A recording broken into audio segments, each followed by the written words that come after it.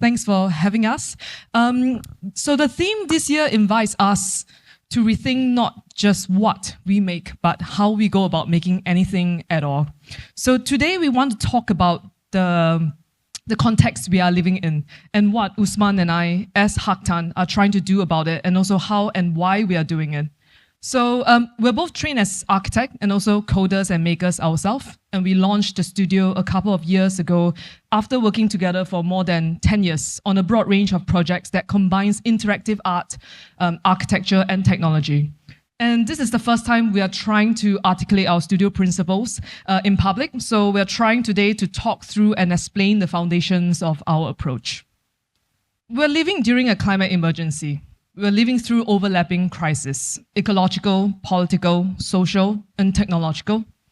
We are feeling a deep uncertainty about the future, and there's really widespread distrust of institutions, and we are even worried about our neighbors from time to time, especially during COVID lockdown period, maybe for some of you. Now, the tech company monopolies are reaching a critical, almost planetary scale level. We keep extracting materials, taking away from our planet and never really giving back. Wealth and power keeps accumulating in fewer and fewer hands. An institution that was supposed to sustain us, financial institution, democratic, even health institution, are all looking shaky. They were created on the basis that we are all rational actors, but because we are not, we now feel almost unable to cope with the level of criticality that we face. Even people with some power, like the president of Corp, seems fed up with what's going on. Technology was supposed to help us deal with this, but that's founded on the idea that if we all only had the right information, we will all make the right decision, which is clearly not the case. And this dream that we chase of trying to know everything there is to know leads straight to doom scrolling. But the endless flow of information, contradiction, opinion, a kind of algorithmic addiction, it doesn't deepen understanding and mostly leads to inaction. So it reinforces an illusion of certainty, even as the foundation of reality and the systems that govern our interaction together becomes more unstable over time. So given all this, Ling and I have been thinking about entangled systems, to borrow from physicist Karen Barad. We've been thinking about how to imagine, design, and build in ways that don't just mitigate or respond to the crises we're facing, but that actively help us move through them and engaging with all kinds of systems at all kinds of levels. We've been thinking basically about maximalism rather than minimalism, if you like. And as architects, for us, that means reframing both the discipline and the practice of architecture. We used to talk about architecture as hardware and software, responsive environments, interactive environments, maybe even spatial operating systems. But our thinking has evolved to acknowledge this idea that what's needed now, given the context of everything that we're working in, is the deliberate designing, deciding, and shaping of these entangled systems: physical systems, social systems, ecological, and technological systems. And we're trying to build on our experience on interactive environments, participatory platforms, and infrastructural technology to, as we say, combine the scale of architecture with the ingenuity of art and the eccentricity of technology. So art as engineering and technology as idiosyncratic, if you like. And our hope is to create spaces that are democratic, inclusive, and culturally driven. Basically entangled systems of interaction, experience, connection, blending, human, non-human, artificial as well as natural, physical as well as digital, et cetera, et cetera, et cetera. Which reveals a kind of key paradox, which is how can you be both part of a system as well as stepping outside of it to observe it, make decisions about it, and ultimately to redesign it? Which gets even harder when you think about the idea of deciding and making decisions with loads of other people, in maths participation, co-creation. The architectural theorist Tafuri actually said you cannot. He said it's impossible to change the system from within. But that doesn't mean you shouldn't try. And this is especially the case when the systems that need the biggest change of all is our world. You basically just have to try, and that's kind of the way we're approaching this. In one project from several years ago called Pollution Explorers, we worked with communities across Europe on a range of air quality initiatives. And the project was essentially about people learning how to use their own perceptual senses to measure pollution levels. And what we found was that not only were they pretty much as good as a digital sensor, but when they did that in conjunction with being able to talk with each other, using their own bodies, their eyes, their noses, in combination with being able to talk with others and discuss and organize, their impact on air quality improvement activities had twice as much effect and lasted much longer. So we really do believe that you can, when you take agency, start to change the systems that you are part of. And in fact, that's the only way, really, that change takes place. But this approach really requires unlearning a lot of stuff that we are very used to now. So for the last few hundred years, well, Western culture in particular has taught us to split the world into different binaries. For example, mind versus body, nature versus culture, human versus everything else. And this distinction seems rather quaint now, and they really don't hold up in a world that consists of entangled systems. They are not accurate maps of how things actually work, or the gradual or nuanced way that things emerge. And most importantly, this binary don't teach us to respond to the polycrisis that we are now facing. A few years ago, I was working on a wearable tech scarf that would get to know its wearer and slowly evolve its behavior. I was using machine learning on accelerometer and temperature data to classify different gestures and states of the body, of the environment, of the scarf, and of the wearer. And I realized the hardest thing of all was to teach it to distinguish when nothing is happening. How do you ever distinguish nothing from something when something is always happening if you look carefully enough? And across different cultures, nothing means different things to different people as well. In reality, something is always happening, and Heinz von Fiesta reminds us that our reality is constructed. Perception is an active process and a collective one as well. We participate in what we see, and by seeing, observing, deciding, distinguishing, and designing, we create reality together. This means that multiple realities bump into each other and contain each other, which becomes even more complex when imagining the future together. So conscious and purposeful design, especially with an eye on the future, has to acknowledge multiplicity, contingency, emergence, and unpredictability. It has to be about processes, not just the outcomes anymore. And this requires a shift in our thinking. From this idea of static structure to dynamic relationships, from individuals to collective, from isolated points to interlinked networks, from binaries to spectrums to interdependencies. And through that shift, you stop designing things and start designing the context in which things can exist and can evolve over time. And as you design the context, you also have to design its context. And again and again and again, broader context recursively expanding over time. So Kenneth Craig had something to say about all of this. He proposed that thinking is essentially the manipulation of internal models of the world. We don't interact with reality, we interact with internal representations of a constructed reality. And what makes that most interesting is that those internal models are necessarily full of paradoxes. And he even questions the nature of causality and how we attribute causality to the things that we see, which for him is not a problem, it's not a bug in the system that needs to be ironed out, but it's what makes reality as we know it so fascinating, especially those aspects of reality that are unknowable, that are undecidable, that are undefinable, those sort of edges of our perceptual and constructive mechanisms. So if interacting with reality is in a sense about model making, and if that reality is collectively constructed, then design is in a sense a form of collective model making, modeling the world in order to change it through collective action. There's something that Kevin Slavin said in a commencement speech earlier this year about how none of us is an individual. We're all this combination of nature, nurture, and network, which I think has been a very important thing for our thinking this year. So architecture as a collective process is necessarily its own model, if you see what I mean, kind of recursively. It's not just about the form, it's about how it supports these shared internal representations, shared stories, shared imaginations about how we want to live together. Somebody that I've often referred to is Gordon Pask, who expands on this idea with the idea of underspecified systems, which he takes to mean systems that can't and shouldn't be fully predictable from their initial outcomes.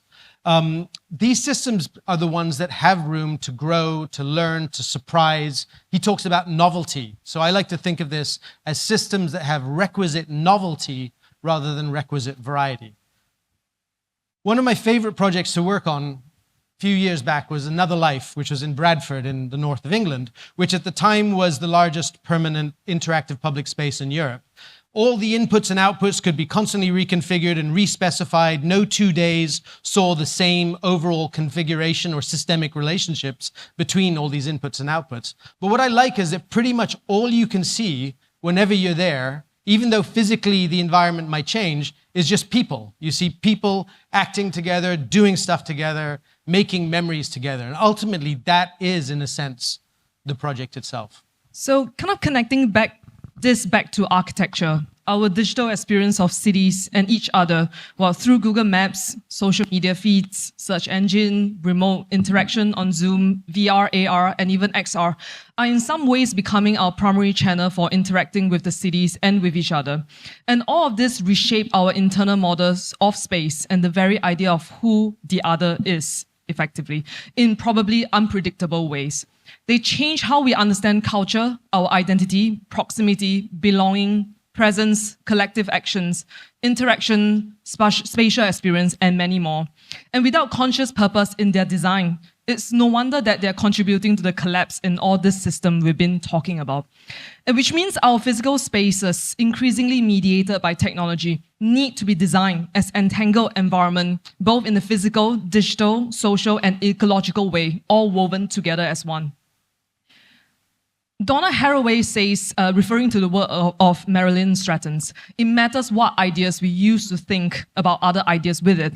It matters what relations relate relations. So building, in a sense, the most brutal form of architecture doesn't just stand alone. They reside within algorithmic, ecological, and resource-driven system. Again, an ever-expanding systemic context that we have to consider. So architecture as part of this system has to be about the interface between this system, between human and non-human system, digital and physical, natural and artificial systems.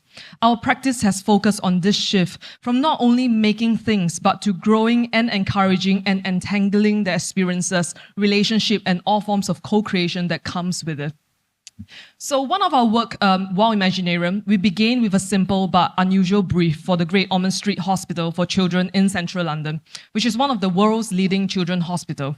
We were tasked with turning the rear entrance into its new primary entrance. So here we work with children at the hospital.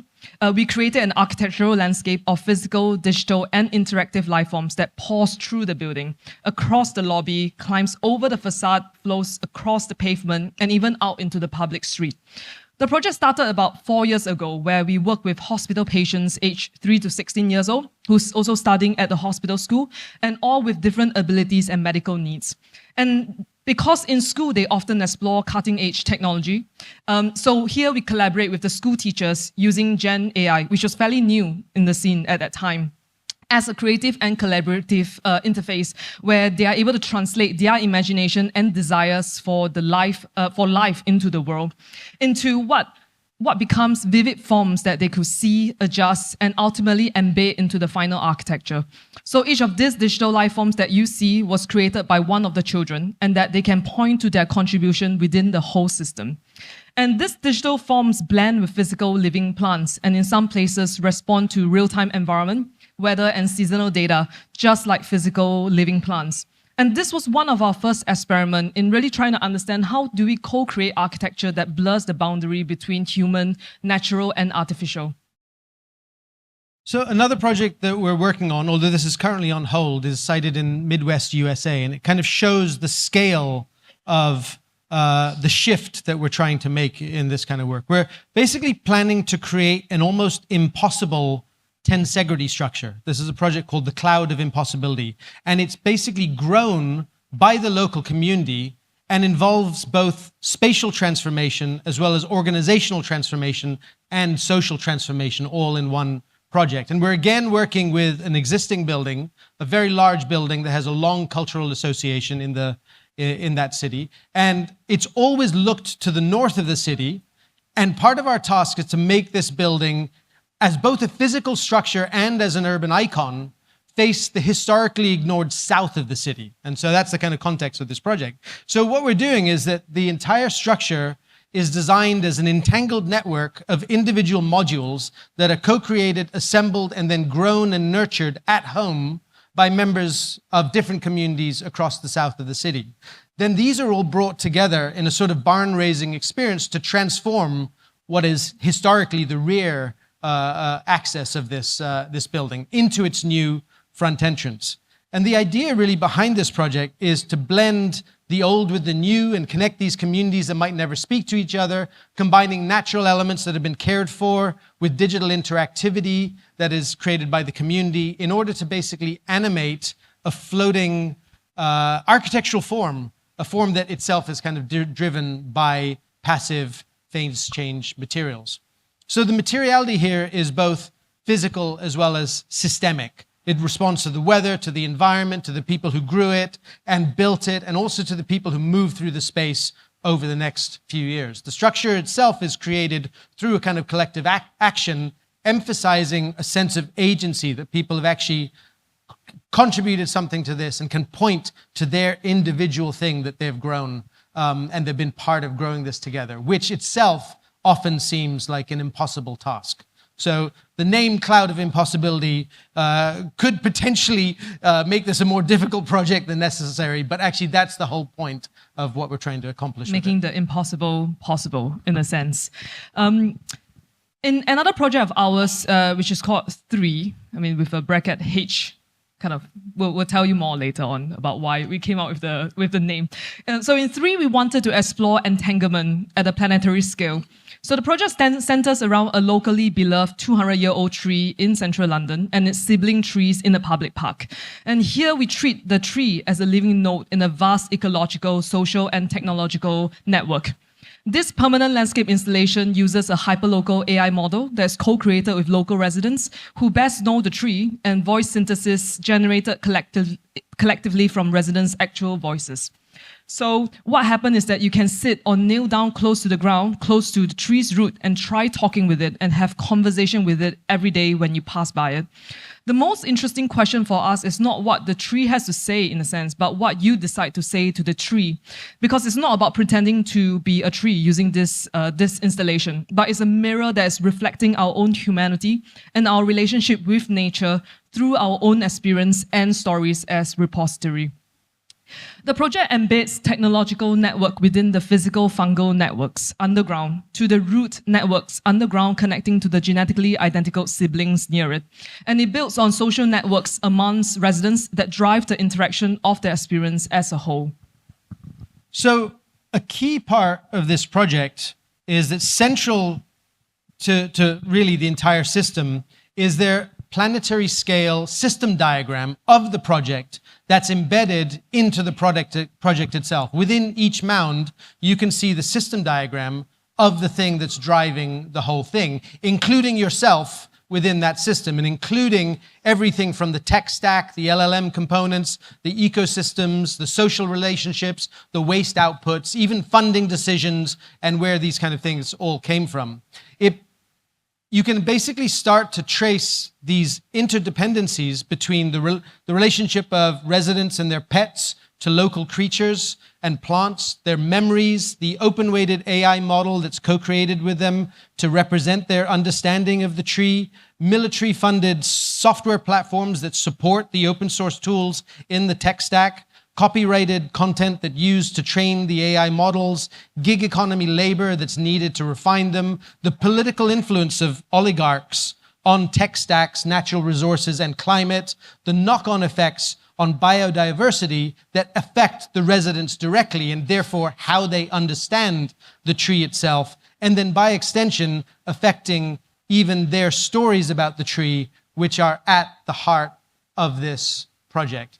So by physically embedding the system diagram into these root mounds, we're trying to make visible the normally concealed connections of the project at many different scales across these different entangled systems: physical, ecological, technological, and social. And they all essentially converge into one hyperlocal project in a small park in Regent's Park in central London. we're now going to be trying to scale this up in a sort of more than human citizen assembly and interspecies parliament, where the idea is that as we get closer to being able to communicate with non-human species, as we develop technologies and strategies for being able to understand what other species are communicating, we really need to start rehearsing how we're going to make collective decisions, particularly as we start to give citizenship to non-human species, knowing now that they might potentially disagree with everything that we've been doing for the last couple of hundred years. So we're going to be trying to do something to start to rehearse this kind of collective decision-making across species. And also building on this right now, we are just starting a new project that tries to bring all these ideas together as well. We are working on transforming the Unitarian Church and headquarters in London into both a space for collective action and organizing, as well as a space for individual contemplation and spiritual reflection in this trying time, in this complex time. And we are hoping to create a sanctuary for activist groups mobilizing to make change, and also a sanctuary for individuals to make sense of their relationship to the current chaos of the world, as well as a forum for connecting together dozens of congregations around the country. And the idea is to really make visible all this entangled system we've been talking about, which we'll share more on that next time we are here, perhaps. And so we want to end with a call to embrace disentanglement, to embrace the idea of maximalism and eccentricity, to really get comfortable with the idea of underspecification, unexpectedness, and even unknowability. Now, we live in a data-saturated world. We're encouraged to fear uncertainty. But uncertainty is also an opening, a space for imagination and a space for possibility. Science itself reminds us that knowledge is not absolute, that facts are constantly contested over time, and that our future is plural, not singular, and can exist all at the same time, everywhere, everything everywhere, all at once, effectively. Unknowability isn't a flaw, it's a precondition for learning, for creativity, and for coexistence. We've been exploring how to design spaces that welcome doubt, wonder, and serendipity. Spaces that are created through processes where you don't have to agree in order to collaborate with each other, where you can collaborate in co-creation without forcing the outcome into a singular, logically consistent, uneditable story. We want to change that narrative. So, architecture, in this sense, isn't the final result or the output. Instead, it's a process. It's creating an engine for uncertainty and unknowing, a place where people can gather to make sense of this uncertainty together. To paraphrase one definition of pataphysics, I like to think of it as architecture is the art and science of imaginary solutions, helping reveal the systems that govern us and define our interactions, helping us reconfigure them, to reimagine them, and most importantly, to redesign them with conscious purpose, turning them then towards regenerative practices, towards care, towards connection, mutualism, and transparency. In order to do this, we need technologies that are local, tangible, understandable, adaptable, and we need to challenge and re-script technologies that are not, again and again and again. We can then see imagination, repair, and collaboration as cultural infrastructure that are worth investing in. Infrastructures for connecting, for learning, and for evolving with each other. So ultimately, we need to embrace this complexity. That's what we feel, this maximalism, to collaborate without consensus, even if it's messy, even if it's hard. And most importantly, to be open to the aspects of our world that we don't know or understand, those aspects that will always remain just beyond what we can ever know. Thank you.